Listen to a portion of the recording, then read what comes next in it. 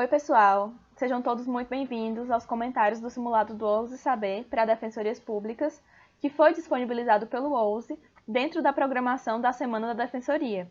Eu me chamo Lorena Ribeiro e estou responsável nesse simulado pela disciplina de Direito Constitucional.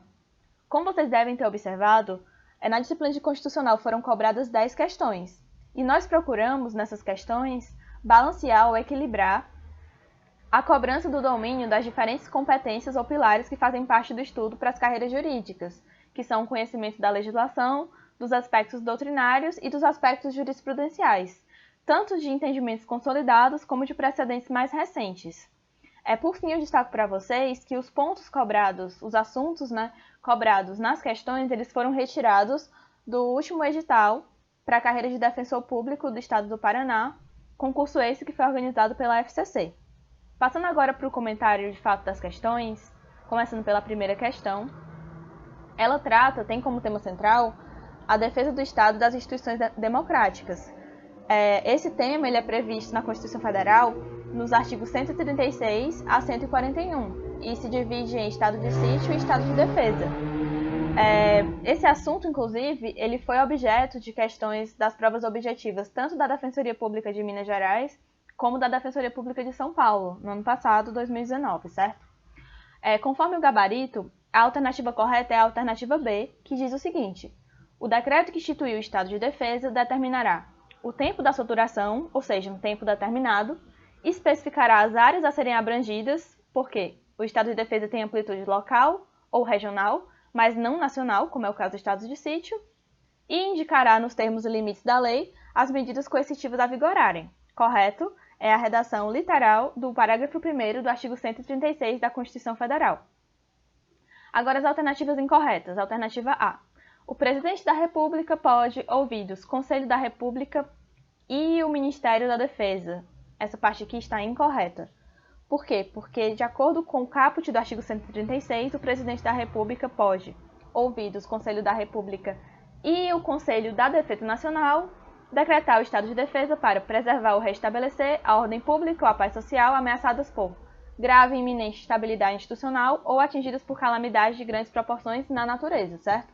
Então aqui é o erro da alternativa A. Alternativa C. O tempo de duração do estado de defesa não será superior a 30 dias. Correto. Renovável por iguais períodos, se persistirem as razões que justificaram sua decretação. Essa parte aqui está errada. Por quê? Porque o artigo 136, ele prevê, no parágrafo 2º, que o estado de defesa, ele de fato terá duração não superior a 30 dias, podendo ser prorrogado uma única vez, por igual período, se persistirem as razões que justificaram sua decretação, ou seja, ele não vai poder ser renovado por iguais períodos.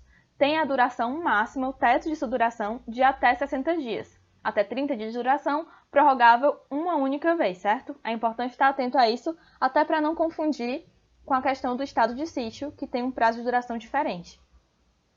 Alternativa D. Na vigência do estado de defesa e para cumprimento dos seus fins, é possível que seja determinada a incomunicabilidade do preso, a qual não poderá ser superior a 10 dias, salvo quando autorizada pelo Poder Judiciário. Gente, essa alternativa está incorreta porque o artigo 136, parágrafo 3º, inciso 4, ele veda expressamente a incomunicabilidade do preso. Ela não é permitida em nenhuma circunstância, nem se autorizada pelo Poder Judiciário.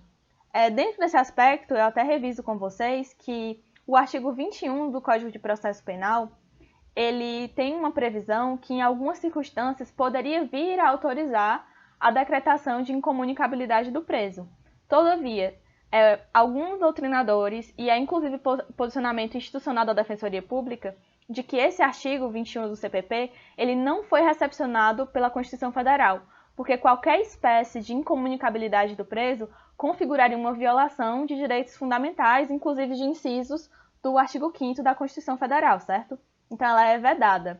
E essa alternativa, ela também busca fazer uma certa confusão, falando essa questão da duração de 10 dias, salvo ser autorizada pelo Poder Judiciário, porque o artigo 136 também prevê que, na vigência do estado de defesa, a prisão de qualquer pessoa ela não poderá ser superior a 10 dias, salvo quando autorizado pelo Judiciário. Mas nesse caso é a prisão e não a incomunicabilidade, certo? Fiquem atentos para isso. Última alternativa agora, a alternativa E.